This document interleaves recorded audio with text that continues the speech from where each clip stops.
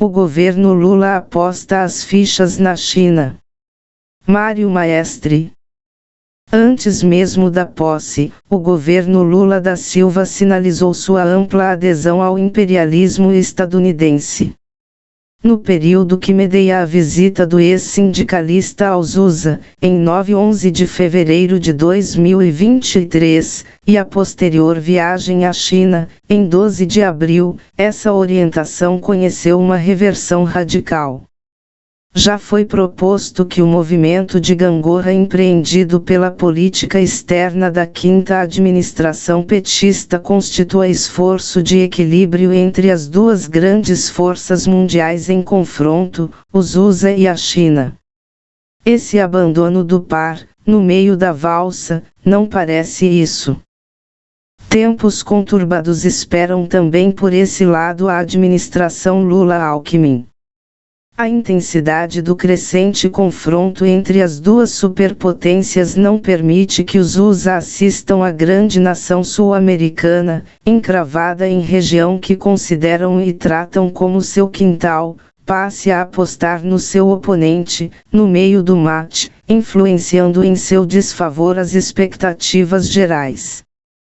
Ainda mais que tal movimento se apresenta, igualmente, como uma quase traição, já que, no passado poker presidencial, de 2022, foram os USA que bancaram o candidato petista e garantiram que os militares bolsonaristas não virassem a mesa e impedissem que o vencedor descontasse suas fichas.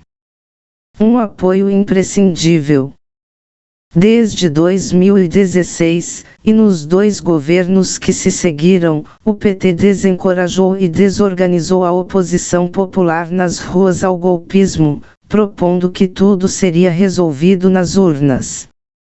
Com o seu colaboracionismo, contava voltar ao governo federal e recuperar ao menos parte da força eleitoral perdida, apoiado na vontade soberana do imperialismo e do grande capital, aos quais servira nas administrações anteriores.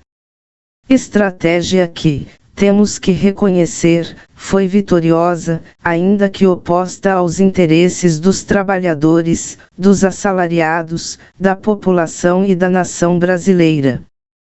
Ao longo da campanha eleitoral de 2022, Lula não acenou com nada de substancial às classes populares.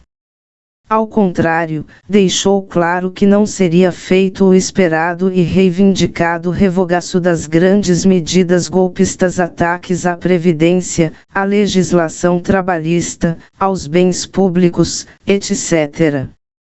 Em 2002, a primeira vitória petista foi fortemente apoiada na mobilização popular. Em 2022, o sucesso do combo Lula-Alckmin se deveu fortemente ao apoio do grande capital e do imperialismo.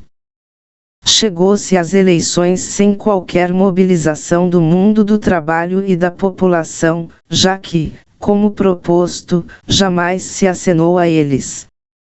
O grande objetivo era vencer Bolsonaro e a ameaça das hordas fascistas que se dizia sempre à espreita na esquina.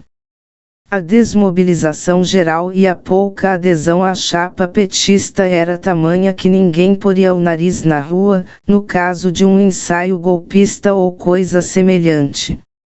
A ameaça não era a força do cambalacho direitista, mas a extrema fraqueza das forças dispostas a enfrentá-lo.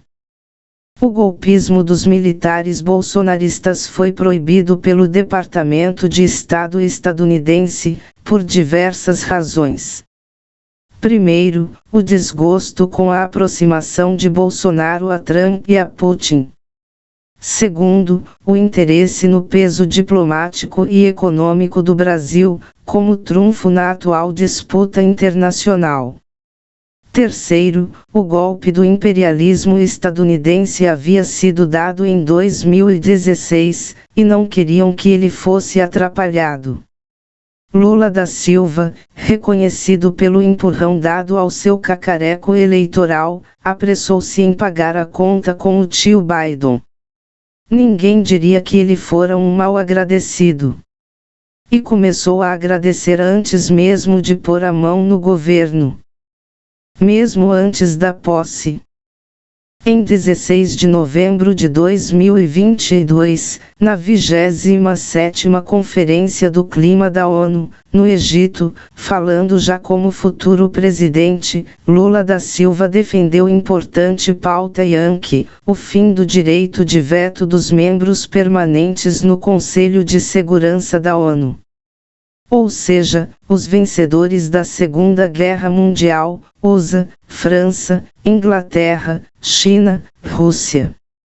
Caçando o direito de veto à China e à Rússia, o Conselho de Segurança, de decisões vinculantes a todos os membros da ONU, se transformaria em instrumento das ofensivas Yankees contra a China, a Rússia, o Irã, a Venezuela, a Nicarágua, Cuba, etc. Na ocasião, Lula propôs: o mundo de hoje não é o mesmo de 1945. Se que é preciso incluir mais países no Conselho de Segurança da ONU e acabar com o privilégio do veto. Segundo ele, essa decisão resultaria em uma efetiva promoção do equilíbrio e da paz. Tudo ao contrário. O direito de veto das grandes nações fora instituído sobretudo para impedir confrontos diretos, congelando o conflito e o status quo internacional. Em 5 de dezembro de 2022, Jake Sullivan, conselheiro de Segurança Nacional de Biden, entrevistou-se com Lula em Brasília. Os temas centrais da reunião foram do interesse Yankee, a direção pelo Brasil de eventual nova ocupação militar do Haiti, como na primeira administração petista, em 2002, a necessidade de uma governança global, o G20, a Venezuela, a guerra na Ucrânia. A governança global defende instituições regulando a ação das nações, por sobre suas autonomias nacionais. Em 12 de dezembro, no Twitter, Lula reafirmou o apoio a esse programa Yankee. Na América Latina, Europa e Estados Unidos, inimigos da democracia se organizam e se movimentam. O combate, portanto, precisa ser nas trincheiras da governança global, com tecnologias avançadas e uma legislação internacional mais dura e eficiente. O Tribunal Penal Internacional de Haia é uma das instituições da governança global. Fundado em 2002, em pleno mundo unipolar, essa instituição tem acusado, julgado e condenado, por crimes contra a humanidade, crimes de guerra, genocídio, etc. exclusivamente líderes que desagradam ou se opõem ao imperialismo e ao grande capital, entre eles, o líbio Muammar Gaddafi e o presidente da Iugoslávia Slobodan Milošević, morto em situação suspeita durante seu julgamento. Em 17 de março de 2023, o TPI lançou ordem internacional de prisão contra Vladimir Putin, acusando-o de ter ordenado a deportação para a Rússia de crianças vivendo nas áreas sob bombardeio no conflito na Ucrânia. Mutatis mutandis, a mesma acusação lançada, sobretudo pela Igreja, durante a Revolução Espanhola, de que as milhares de crianças levadas para escapar aos combates estavam sendo devoradas na URSS. O chanceler brasileiro Mauro Vieira, criatura parida na ditadura de 1964, dias após a ordem de prisão, declarou que o Brasil respeita e segue as decisões do TPI, em claro apoio oblíquo àquela injunção a serviço da propaganda dos USA e da OTAN. Um golpe pelas costas. Também antes de subir a rampa, o ex-sindicalista subscreveu o golpe constitucional no Peru. Opôs-se, assim, à resistência dos presidentes da Bolívia, Argentina, Colômbia e México contra a ação golpista do imperialismo, no essencial idêntica à executada quando da deposição de Dilma Rousseff, em 2016. Ele propôs: é sempre lamentável que um presidente eleito democraticamente tenha este destino, mas entendo que tudo foi submetido dentro da estrutura constitucional. O que o Peru e a América do Sul precisam neste momento é de diálogo, tolerância e convivência democrática, ponto. E concluiu dizendo: espero que a presidenta Dina Boluarte tenha êxito em sua tarefa de reconciliar o país. Desde então, dezenas de peruanos foram mortos e milhares, feridos e presos. Em 21 de dezembro de 2022, enfatizando a orientação pró-imperialista Yankee da futura administração Lula-Alckmin, o chanceler Mauro Vieira declarou em entrevista que estava fora de discussão uma próxima visita de Lula a Cuba, a Venezuela e a Nicarágua, 3 nações sob a ofensiva permanente do imperialismo estadunidense. Dito e feito, os presidentes Maduro, da Venezuela, Ortega, da Nicarágua e Miguel Díaz-Canel, de Cuba, devido à infecção antidemocrática de que eram acusados, não vieram à posse de Lula-Alckmin. Em 11 de fevereiro de 2023, o então presidente Lula da Silva visitou os USA, acompanhado, sobretudo, da Janja, de Haddad, entre outros, dos ministros e ministras identitários Marina Silva, ministra do Meio Ambiente, e Aniele Franco, ministra da Igualdade Racial. Uma delegação pequena, que desembarcou nos Estados Unidos com imensas esperanças. Sobre essa viagem, falaremos a seguir. Virando a casaca.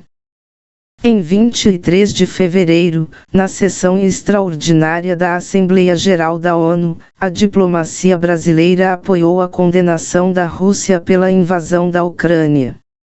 O Brasil foi o único membro do BRICS a votar ao lado do imperialismo. Abandonava, assim, subitamente, a posição de neutralidade sobre o conflito, expressada anteriormente por Lula da Silva. Em maio de 2022, em entrevista à Time, o então candidato à presidência propusera responsabilidade compartida de Zelensky e de Putin pelo conflito. A mesma posição defendida, sob os olhos reprovadores da União Europeia, pelo Papa argentino. Entretanto, em 20 de janeiro, o Brasil negara a venda para a Alemanha de munição de antigos tanques Leopard 1, para ser enviada à Ucrânia, o que indicaria, caso a venda fosse efetivada, participação no esforço bélico da OTAN. E no dia 27 de fevereiro, permitirá a ancoragem no Rio de Janeiro de 2 navios de guerra iranianos, após negar a permissão durante a visita de Lula da Silva aos USA. O Brasil tem relações diplomáticas com o Irã, onde compra grande quantidade de amônia, para a produção de adubos.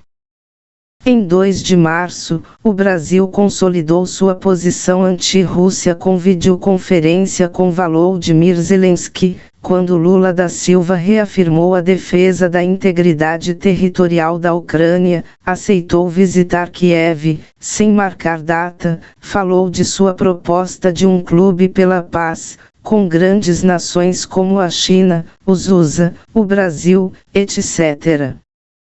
Em 3 de março, o bloco imperialista USA promoveu, no Conselho de Direitos Humanos da ONU, ataque tendo, como a bola da vez, o governo e o regime da Nicarágua. O Brasil se absteve de apoiar a moção ao reivindicar, sem ser atendido, que fosse redigida em linguagem mais branda, aberta ao diálogo. O que era impensável aos USA que babam sangue, sonhando com uma revolução colorida na Nicarágua, sobretudo depois que Daniel Ortega retomou o projeto histórico de abrir um canal interoceânico, dessa vez em parceria com a China. De olho no olho com Zelensky.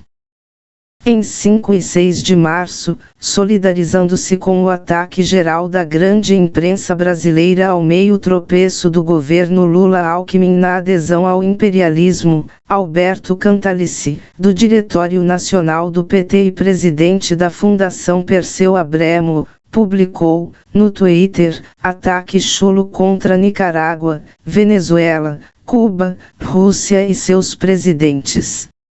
No dia seguinte, 7 de março, para que sua indecisão não fosse mal compreendida, a diplomacia brasileira apresentou à ONU sua preocupação com o regime ditatorial da Nicarágua. O quase desprezo com que Lula da Silva e Janja foram recebidos, em 9 e 11 de fevereiro, em Washington, pela diplomacia e pelo casal presidencial anfitrião, não foi certamente a razão da guinada diplomática radical da diplomacia do governo brasileiro nas semanas seguintes. O fiasco foi enorme. A grande imprensa estadunidense praticamente ignorou a visita. Os salamaleques tradicionais dessas ocasiões foram reduzidos praticamente a colóquio Lula-Biden de uns 40 minutos, com o cacique Yankee adormecido e usando suas tradicionais colinhas para se lembrar onde estava, quem era a visita e o que devia dizer. Amenidades e nada mais. Durante a visita, foram reafirmadas apenas amenidades, boas relações bilaterais, apoio à democracia, aos direitos humanos, a luta contra a crise climática. Falou-se da cúpula pela democracia de Biden. Foram enfatizados ritualisticamente, a luta contra a discriminação racial e étnica e contra a fome e a pobreza, o esforço pela paz e pela segurança internacionais. Reafirmou-se a necessidade de reforma do Conselho de Segurança da ONU, sem referência à questão dos vetos. Foram lamentadas a violação da integridade territorial da Ucrânia pela Rússia e a anexação de partes de seu território e pediu-se uma paz justa e duradoura. Não houve reverência e muito menos adesão ao Clube da Paz Lulista, iniciativa que desgostou o anfitrião. Ela foi acusada pelos USA e nações associadas de desviar da Rússia as acusações como única responsável pelo conflito. Lula convidou Biden para visitar o país. O que foi aceito, sem fixar data de uma visita que talvez jamais ocorra, nos próximos 2 anos. Em geral, fora exceções, os temas a serem tratados, os convênios a serem assinados, as grandes proclamações a serem anunciadas, etc. são decididos antes da viagem, através das respectivas chancelarias, para serem materializados durante o encontro presidencial. Certamente, muito logo, os USA viram que o Brasil não firmaria e reafirmaria os compromissos e as declarações duras contra a Rússia e a China.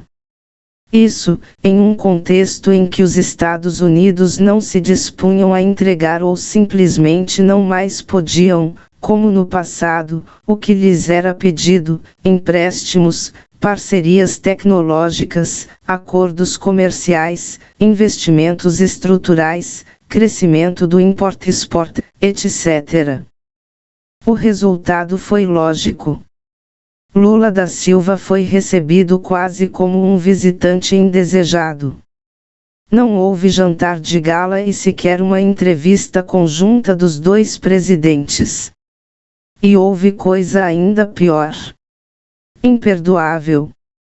Foi cancelado o chá da senhora Biden com a Janja, sempre em crise de protagonismo. A desfeita intencional foi registrada na negativa de uma simples foto do casal ou, na pior das hipóteses, das duas primeiras damas. O prêmio de consolação foi a estranha foto da Janja entre os dois presidentes. Os Estados Unidos fizeram uma promessa tão miserável ao Fundo Amazônico que sequer foi citada na declaração final: $50 milhões. O mapa do tesouro. Muito logo, a diplomacia e o governo brasileiros passaram a seguir o mapa do tesouro. É difícil saber se, inicialmente, decidiu-se orientar a política diplomática brasileira em favor dos USA, como sugere as primeiras ações antes e após a posse. E que se optou por uma inversão radical de rota, em favor da China, após a indiscutível sinalização ocorrida quando da visita de Lula a Janja a Washington. Ou seja, quando ficou claro que o grande fratello exigia muito e oferecia praticamente nada, a não ser o apoio político no Brasil. Uma reorientação que o enorme desembaraço, para não dizer falta de tato diplomático, de Lula da Silva, transformou em um ataque direto aos USA. Em 27 de março, no Conselho de Segurança da ONU, o Brasil votou com a Rússia e a China a favor de investigação da destruição do Nord Stream 2. É um segredo de polichinelo que esse grave ataque terrorista, contra a Rússia e a Alemanha, foi uma decisão, se não execução direta, dos USA. Em 7 de fevereiro de 2022, 2 semanas antes de eclodir o conflito na Ucrânia, Joe Biden verbalizou diante do novo chanceler alemão que os Estados Unidos poriam fim aos gasodutos Nord Stream 1 e 2. Prometo que seremos capazes de fazê-lo. Em 29 e 30 de março de 2023, a diplomacia brasileira não assinou a declaração conclusiva, com várias referências contra a Rússia, da segunda edição da dita Cúpula da Democracia. Essa iniciativa, online, de Biden, destinava-se a assinalar a direção pelos USA de Bloco Internacional das Nações Ditas Democráticas. Em 9 e 10 de dezembro de 2021, a primeira cúpula se dera, já sem grande brilho, com a participação de Jair Bolsonaro, que anunciara o compromisso de seu governo com o fortalecimento da democracia, promoção dos direitos humanos e combate à corrupção. Nos dois eventos, não foram convidadas nenhuma das nações ou lideranças opostas ou pouco alinhadas aos USA.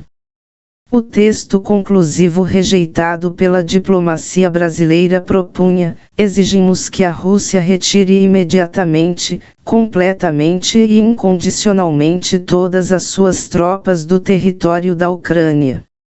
O Brasil defendeu que isso era tema para a ONU.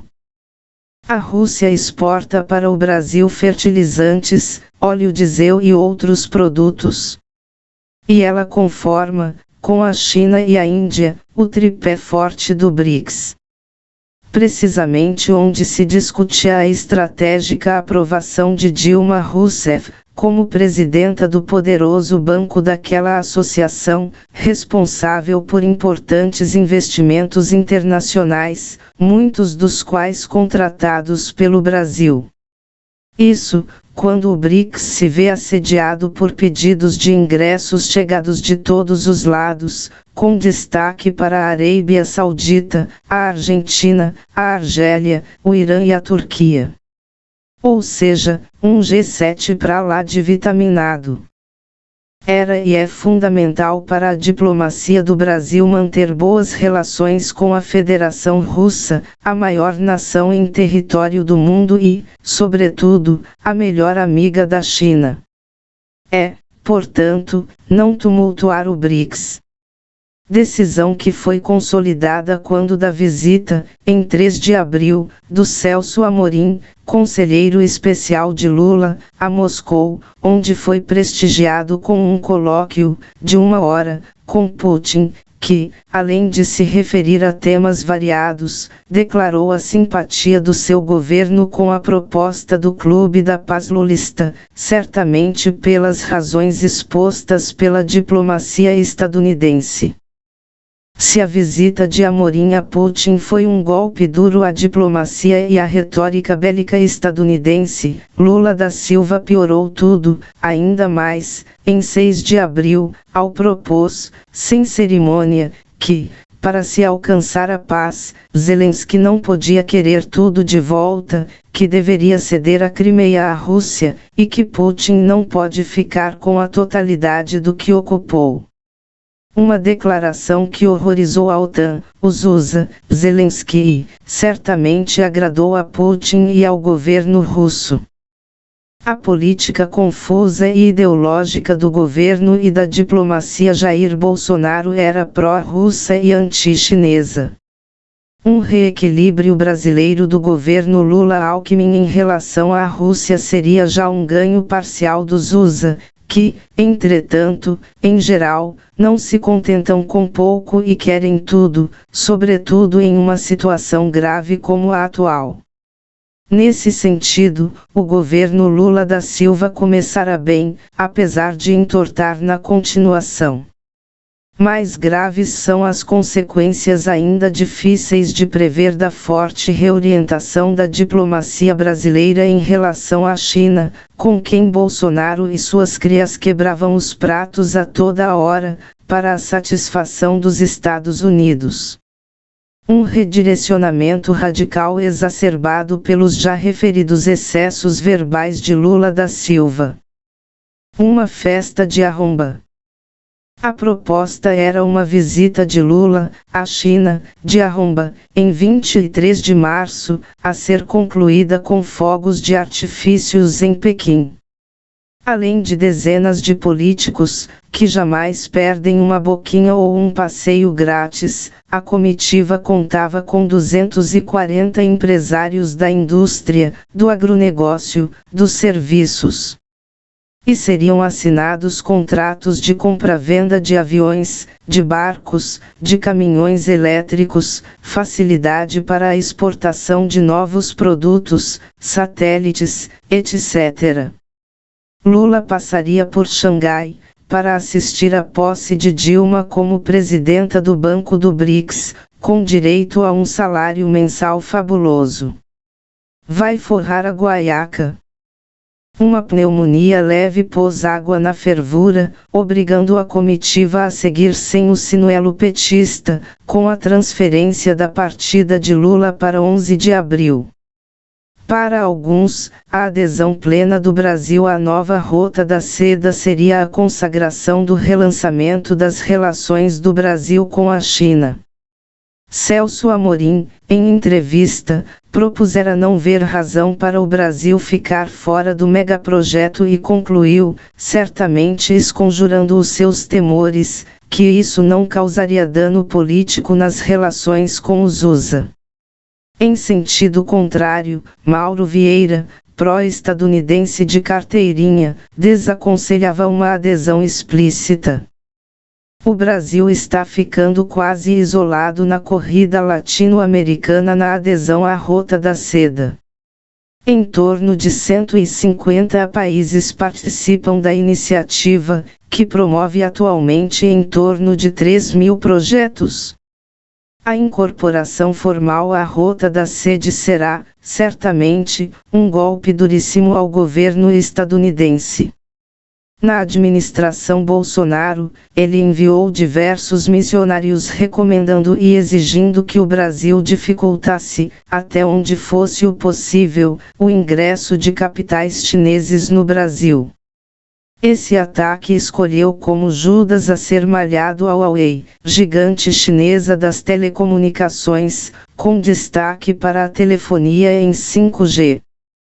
Por longos meses, Washington manobrou para manter na prisão, no Canadá, em vias de extradição, para os USA, sob acusação fútil, Maeve Zhou, diretora financeira e filha do fundador da Huawei. Um ato de guerra. Em fevereiro de 2023, acordo fechado entre os bancos centrais do Brasil e da China viabilizou que, já a partir de meados do presente ano, as transações comerciais entre as duas nações possam ser feitas em moedas nacionais. o que já foi acordado entre a Argentina e o Chile com a China. Atualmente, o Brasil é obrigado a adquirir dólares para comprar da China, por sua vez, obrigada a vender os dólares recebidos para convertê-los em yuan. Essas operações alavancam a circulação do dólar e rendem aos Estados Unidos taxas de transferência, os FIT. Em regressão manufatureira, diplomática e mesmo militar, os USA mantêm ainda indiscutível hegemonia financeira sobre o mundo, apoiada no dólar como moeda de troca e de refúgio. O que permite ao governo Yankee inundar o mundo imprimindo a moeda verde. Fazendo, compra quantidades fabulosas de mercadorias, serviços, etc. literalmente em troco de papel. Se o uso mundial do dólar recuar, os Estados Unidos literalmente derretem, sob uma inflação gigantesca, devido à perda do valor de sua moeda. E as nações determinantes no comércio internacional, como a China, a Índia, a Rússia, o Brasil, a Arábia Saudita, e por aí vai, estão desembarcando do dólar, em um movimento que apenas se inicia. E essa iniciativa não se deve a uma militância anti-USA, ainda que a China, a Rússia, o Irã, etc., para se defenderem do ataque que sofrem, impulsionam esse movimento. O abandono relativo do dólar nasce primordialmente da procura nações de se protegerem, por um lado, da exportação mundial da inflação devido à emissão desenfreada de dólares, e, por outro, das sequelas comerciais motivadas pelas sanções estadunidenses, que podem ser impostas a qualquer nação que comercie com o dólar, em qualquer momento. Padrão ouro. Nesse cenário, o BRICS discute a criação de uma moeda apoiada no ouro, o que aponta para um retorno, ainda que parcial, ao padrão ouro, desmontado, em seu próprio favor, pelos USA, em 1944, parcialmente, e, em 1971, totalmente. E a China tem acelerado a venda das suas imensas reservas em títulos da dívida dos USA, sobretudo após o início da guerra na Ucrânia. O que se deve, principalmente, ao temor de conflito com aquele país e o consequente congelamento de seus títulos da dívida Yankee, e a desvalorização acelerada dos mesmos, com o atual aumento da taxa de juros para em torno de 5%. Quando da posse de Dilma Rousseff como presidenta do Banco do BRICS, Lula da Silva se referiu a esse abandono do dólar, afundando o dedo na ferida, porque todos os países estão obrigados a fazer seu comércio lastreado no dólar. Nós precisamos ter uma moeda que transforme os países numa situação um pouco mais tranquila. Porque hoje um país precisa correr atrás de dólar para poder exportar, quando ele poderia exportar em sua própria moeda, ponto. E reivindicou de Dilma a criação de moeda para o comércio entre os membros do BRICS. Uma quase declaração de guerra econômica aos USA. Seguindo a trote e galope nas declarações anti-estadunidenses, não poupou os órgãos mundiais do exercício da hegemonia do grande capital, com destaque para o estadunidense, porque não cabe a um banco ficar asfixiando as economias dos países como está fazendo agora com a Argentina, o Fundo Monetário Internacional. No Brasil, Haddad entrou no campo, procurando apaziguar os ânimos, ou se afastar dessas declarações, propondo que ocorrerá um longo tempo antes que as transações comerciais internacionais deixassem de ser feitas em dólar. Entre mentes, em Xangai, em uma quase provocação, Lula da Silva e Janja visitaram o Departamento de Pesquisas da Huawei, empresa proposta pelos Estados Unidos como braço civil da espionagem militar chinesa. O presidente brasileiro cobriu a empresa de elogios. Com os bolsos cheios e a alma lavada, Lula da Silva finalizou, em grande pompa, a visita à China com os bolsos cheios e a alma lavada. Retornou com diversos bilhões na mala e outros tantos projetos faraônicos discutidos. Ainda que não tenha sido, desta vez, o ingresso à Rota da Seda. Sobretudo, foi recebido, com tapete vermelho e quase familiaridade pelo protocolar Jeep. No dia 14 de abril, Janja, finalmente, teve direito à foto oficial dos dois casais. E concluindo, antes de deixar o antigo Império do Centro, declarou, de supetão, é preciso que os Estados Unidos parem de incentivar a guerra e comecem a falar em paz.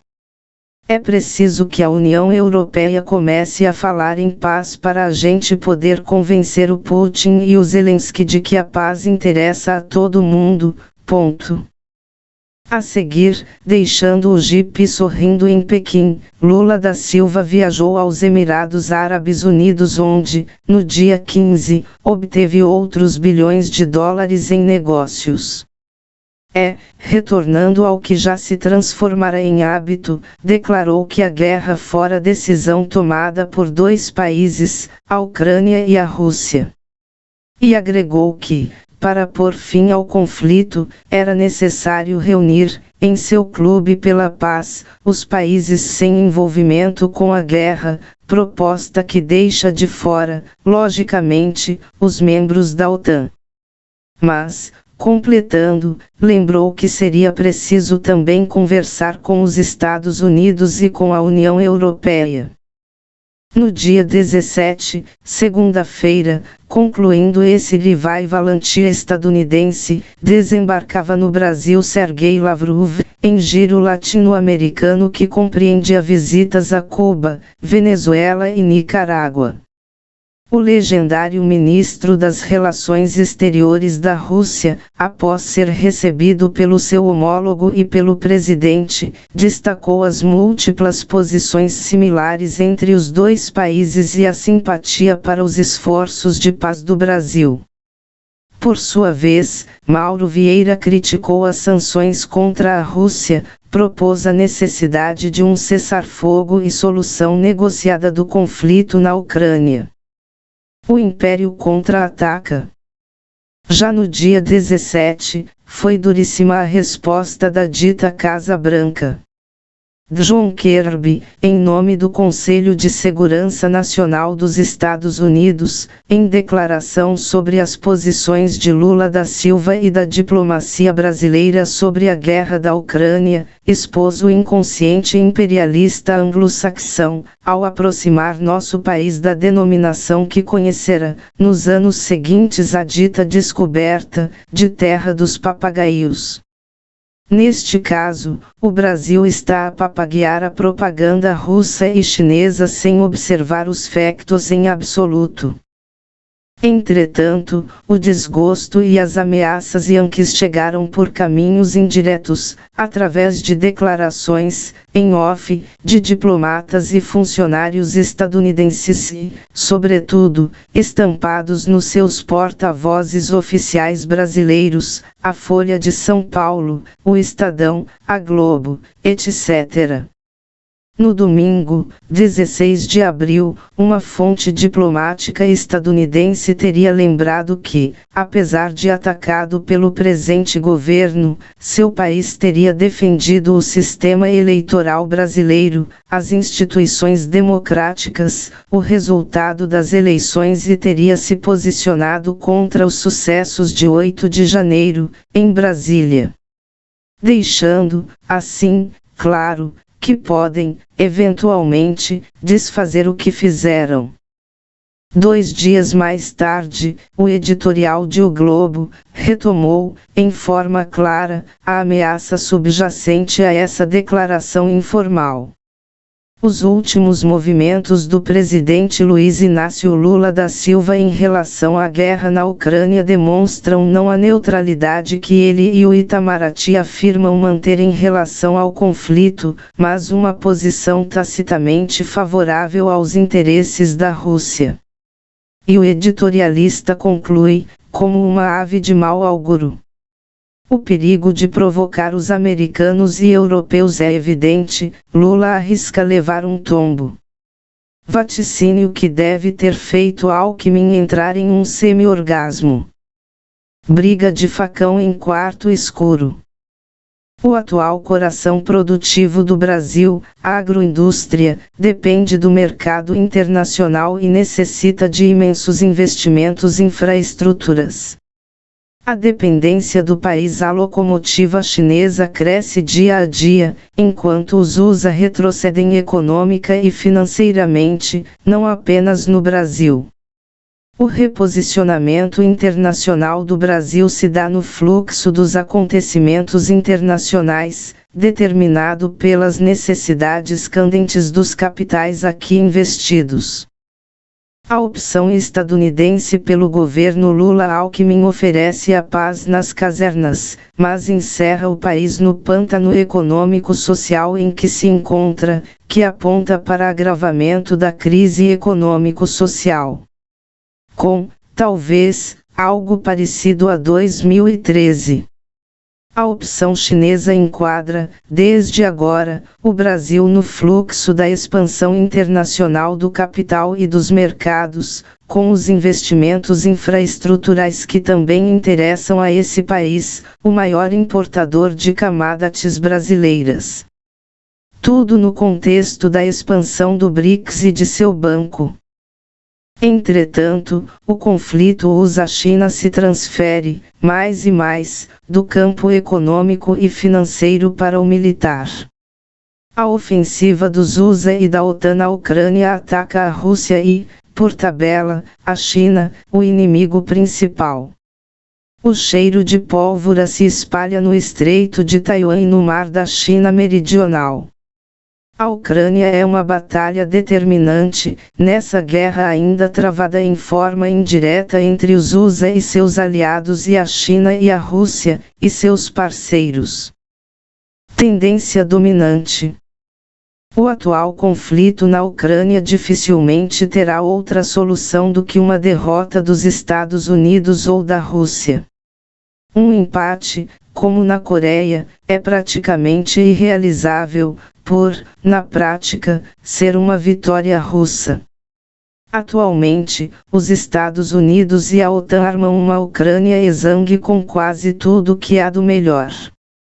Apostam suas fichas na prometida ofensiva de primavera, agora postergada para o verão.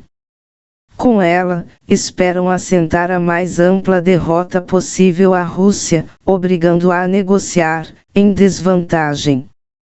O que humilharia e enfraqueceria Putin e a seus aliados, com destaque para a China.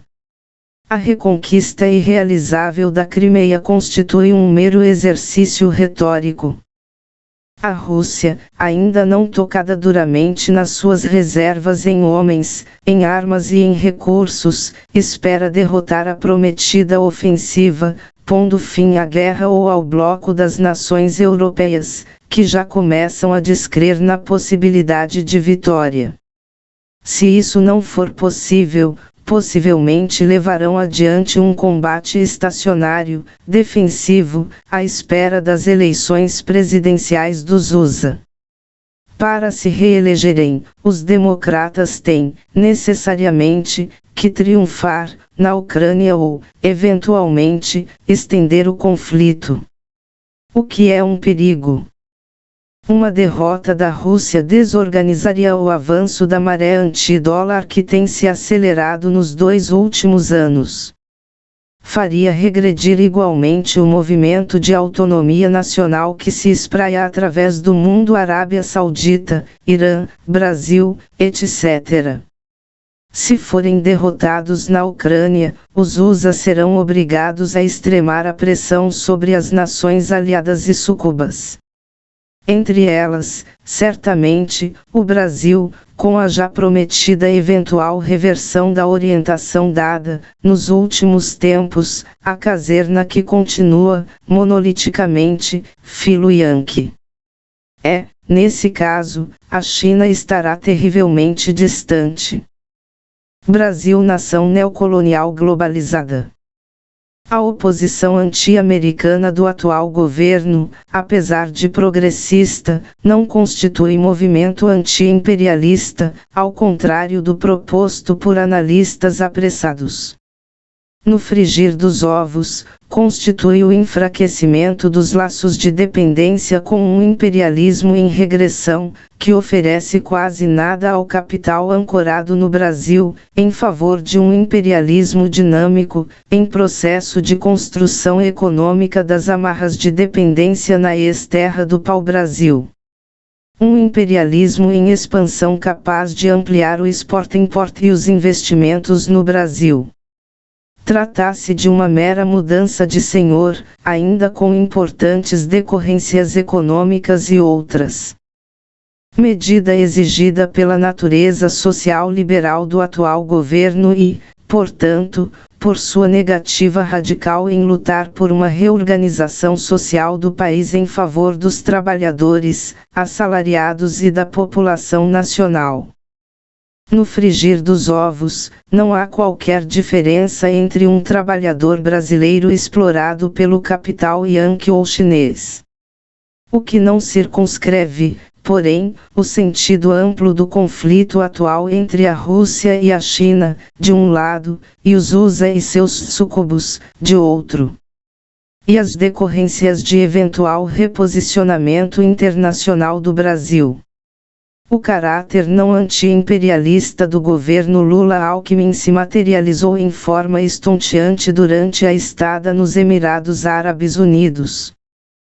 Enquanto a comitiva se preparava para partir, o governador da Bahia, Jerônimo Rodrigues, do PT, assinou o protocolo de investimentos, de 10 anos, com o Fundo Financeiro de Abu Dhabi Mubadala, proprietário da refinaria Mataribe, vendida a preço de banana podre, no governo de Jair Bolsonaro, em 2021, que muitos incautos esperavam que seria reestatizada. Asterisco Mário Maestre, 74, é historiador. Maestre